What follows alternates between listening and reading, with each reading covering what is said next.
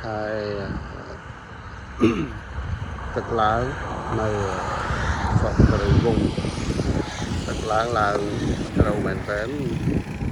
ឡើងលិចដល់ផ្លូវតែម្ដងចឹងបងប្អូនខែនេះអីដល់ប្រុងប្រយ័ត្នតិច